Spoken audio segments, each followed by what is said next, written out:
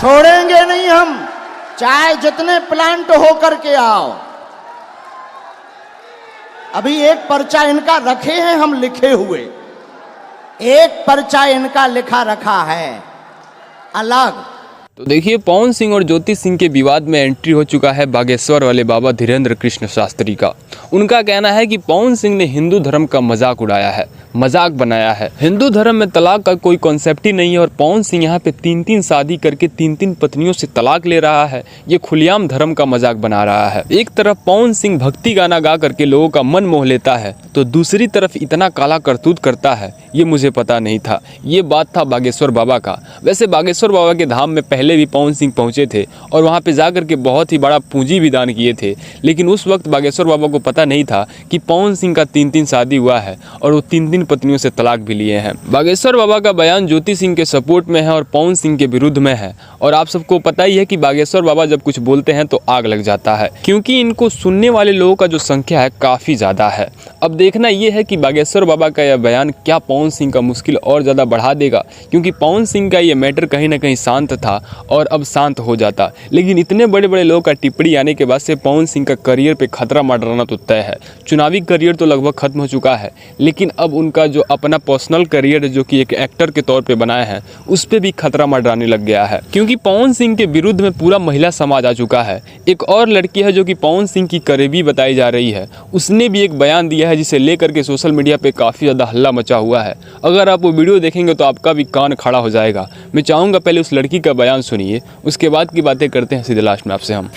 पिछली बार जब लोकसभा इलेक्शन में अगर आपने ध्यान दिया होगा तो ऐसा लग रहा था कि चीज़ें अब ठीक हो गई हैं, सब लोग शांत हो गए थे, जो लोग भी पवन सिंह के फॉलोअर्स हैं, जो लोग भी पवन सिंह को मानते हैं। उसके बाद जैसे ही इलेक्शन खत्म होता है चीज़ें फिर से गड़बड़ होती है। तो कहीं ना कहीं ये चीज़ दर्शाता है कि ये चीज़ें कहीं ना कहीं, मानिए या ना मानिए, मानिए या ना मानिए, ये चीज़ें पवन सिंह जो है पर्दे के लिए करते हैं। पर्दे के लिए करते हैं, बिल्कुल पर्दे के लिए करते हैं। अच्छा, तो इसके पीछे कारण क्या हो सकता है? आप तो एक महिला है, तो आप समझती होगी कि अगर किसी महिला को शादी के बाद अगर घर से निकाल दिया जाता है, तलाक भी पूरा नहीं, उसके बाद में एक महिला पे क्या कुछ गुजरता है, कैसे देखती है एक महिला के तौर पे? देखिए, एक लड़की जो होती है वो अपने घर से जब निकलती है, अपने बाप माँ, अपने माता पिता का घर छोड़कर निकलती है, तो उसके दिल में बहुत कुछ होता है। एक डर होता है, ये होता है कि अब उस घर में जाके बसना है, उस आंगन को संजोना है।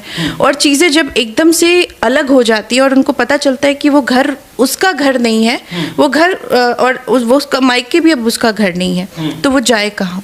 तो ये जो डर होता है ना, उस बीच में जो एक लड़की लटकी होती है, एक महिला लटकी होती है, उसका आप सोच भी नहीं सकते। पेंडुलम वाला हाल होता है, कभी इधर कभी उधर। कभी लगता है कि पति के घर जाके रहूं, कभी लगता है कि माता पिता के घर रहूं।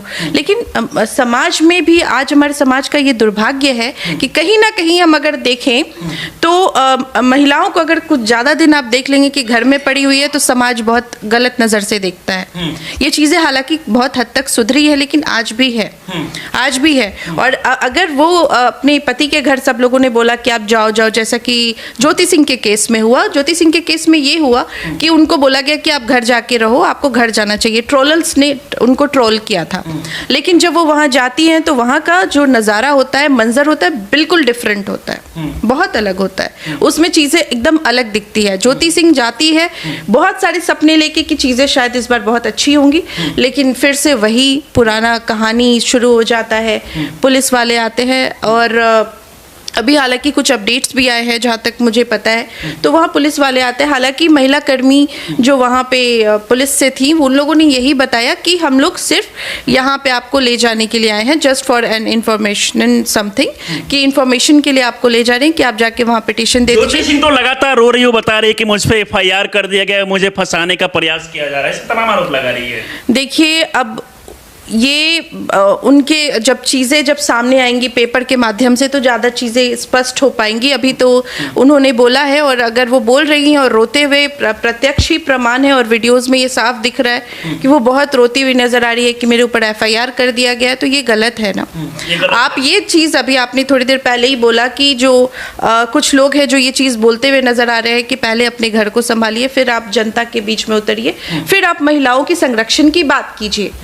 नहीं नहीं तो जनता क्या सोचेगी? जनता ये सोचेगी कि ऐसे कैंडिडेट्स जब जनता के बीच में आएंगे तो समाज को क्या मैसेज मिलेगा? समाज को क्या मिलेगा? क्या मैसेज मिलेगा? क्या आपको लगता है कि पत्नी के बिना साथ रहे क्या पवन सिंह चुनाव जीत सकते हैं? देखिए, बात पवन सिंह की नहीं है, यहाँ पे बात है मानवता की। मानवता की है कि शादी होने के बाद पत्नी को पति के घर में रहना चाहिए। और जब बात आती है सामाजिक स्तर पे, आप अगर धरातल पे बात कीजिए तो महिलाओं को शादी के बाद उनके घर पे होना चाहिए और पवन सिंह को, ज्योति सिंह को अपने घर पे रखना चाहिए। और अगर मैं ये भी बोल रही हूँ, अगर आप साथ में नहीं रह पा रहे, आप कैपेबल नहीं है, तो आप सामने आकर के समाज में अपना बयान दे, अपनी चीजों को by record, by paper, by everything, with प्रशासन and law and order, with law and order आपको चीजों को सामने रखनी चाहिए। हाँ, कई लोग ये भी कह रहे हैं कि ज्योति सिंह की तरफ से तो लगातार आरोप लगाया जा रहा है, अपनी बातें को बताया जा रहा है, लेकिन पवन सिंह आखिरकार अपनी पत्नी को साथ क्यों नहीं रख रहे हैं? चुनाव के समय है, क्यों साथ रखे? ये लोग सवाल जानना चाह रहे हैं कि आखिरकार अगर कोई रीजन है तो पवन सिंह इस पर खुल के क्यों नहीं बोल रहे हैं? यही तो मैंने अभी जस्ट बोला, ये बात मैंने अभी जस्ट यही बोला कि जो भी चीजें आप लोगों के बीच में रखिए, क्योंकि कहीं ना कहीं ये चीजें जब समाज में जाती है, जो बुजुर्ग भी ये वीडियो देख रहे होंगे, बच्चे भी वीडियो देख रहे होंगे, युवा भी देख रहे होंगे, उनके बीच में क्या मैसेजेस जाएगी। और जो लोग फिल्म इंडस्ट्री से हैं और जो युवा फिल्म इंडस्ट्री में जिनकी शादी नहीं हुई है, तो क्या कोई लड़की वाले अपनी लड़की की शादी उस युवा के साथ करेगा जो कि मतलब अभी फिल्म इंडस्ट्री में है? अगर इस तरह का रायता फैलेगा, क्योंकि अभी आप देखिए फिल्म इंडस्ट्री में ऑप्शंस बहुत है, आप देखिए ऑप्शंस बहुत है, तो लोगों के अंदर डर रहेगा कि भाई खूबसूरती का कोई अंत, मैं आप लोगों से कहूंगी हाथ जोड़कर, खूबसूरती का कोई अंत नहीं होता और लड़कों के पॉकेट का कोई अंत नहीं होता। ज्योति सिंह को लेकर बात किया जाए तो वो जो वीडियो सोशल मीडिया के माध्यम से अपलोड किए, इसमें वो ये भी आरोप लगा रही है कि जब चुनाव के बाद पवन सिंह के साथ वो लखनऊ जाती है तो उस दौरान रात के समय पवन सिंह अपनी पत्नी को छोड़कर किसी और लड़की के साथ होटल में जाते हैं। इन सारी चीजों को लेकर क्या कहना चाहिए? देखिए, मैं वहां पे मौजूद नहीं थी, आप भी वहां पे मौजूद नहीं थे। जो चीजों का प्रमाण नहीं है उस पे हम लोग ना बात करें, और अगर ये चीज हुई है तो बहुत ही शर्मनाक घटना है, किसी भी महिला के लिए ये बहुत ही बुरा है। अगर बात करूं, कल आपकी शादी होती है या फिर आपकी बहन हो, मैं उस पे नहीं जाना चाहती, किसी की भी बहन हो, मैं भी किसी की बहन हूं, और इस तरह से मेरे सामने मेरा पति किसी और के साथ जाता है तो उस महिला पे, उस लड़की पे क्या बीती होगी, इसका सोच पाना भी, ये जो वीडियो देख रहे हैं उनको पता होगा ज्योति सिंह पे क्या बीती होगी।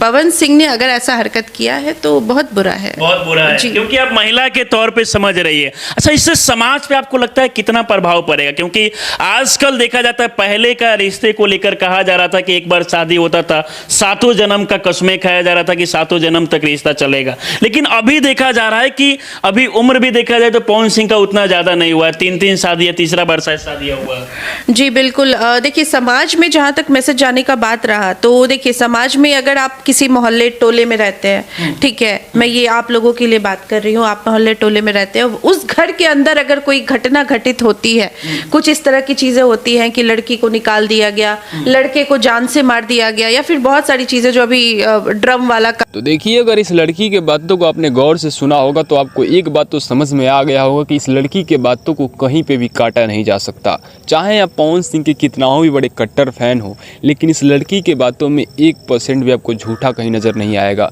जो भी बात बोली है फैक्ट के साथ बोली है। और एक और बात यह है कि पवन सिंह ज्योति सिंह के साथ इतना बड़ा नाइंसाफी कर दिए हैं कि एक अंधे को भी समझ में आ जाएगा कि सच में पवन सिंह ही गलत है। अपने चुनाव प्रचार में ज्योति सिंह को बुला करके अपना चुनाव प्रचार करवा लिए, लेकिन जब ज्योति सिंह अपने चुनाव के लिए केवल बात करने पहुंची तो वहां पे पुलिस भिजवा करके ज्योति सिंह को जेल भिजवाने पे लग गई कि भाई हम दोनों के बीच तलाक का मामला चल रहा है, आप हमसे नहीं मिल सकती। एक दूध पीता नवजात बच्चा भी ये बता सकता है कि इस मामले में गलत कौन है। पवन सिंह खुलेआम ज्योति सिंह का फ़ायदा उठाए, यही वजह है कि पवन सिंह आज इस विवाद में बहुत ही बुरे तरीके से फंस गए हैं। अपने पत्नी का दुरुपयोग किए हैं, अपने पत्नी को वस्तु की तरह इस्तेमाल किए हैं। बस यही रीज़न है कि पवन सिंह को आज इतना ज़्यादा हेट मिल रहा है। पवन सिंह चुप भी हो गए हैं क्योंकि एक प्रेस कॉन्फ्रेंस किए थे जहाँ पे पवन सिंह के बातों में कोई तर्क नहीं दिख रहा था, जिसकी वजह से पवन सिंह को ही ट्रोल किया जा रहा था। क्योंकि ज्योति सिंह उन सारे बातों को आकर के काला चिट्ठा खोली थी एक एक प्रूफ के साथ, जिसकी वजह से पवन सिंह का वो इंटरव्यू पवन सिंह की ज़िंदगी के लिए और बड़ा मुसीबत बन गया था। लेकिन आपको क्या लगता है इस विवाद में कितना % कौन सही है, कितना % क्यों गलत, कौन गलत है, ये भी ज़रूर बताइएगा, क्योंकि ज्योति सिंह भी 100% सही नहीं हो सकती और पवन सिंह तो गलत है, ये तो साफ दिख रहा है। मिलते हैं नए इन्फॉर्मेशन के साथ, तब तक के लिए Jai Hind, tata, bye bye, take care.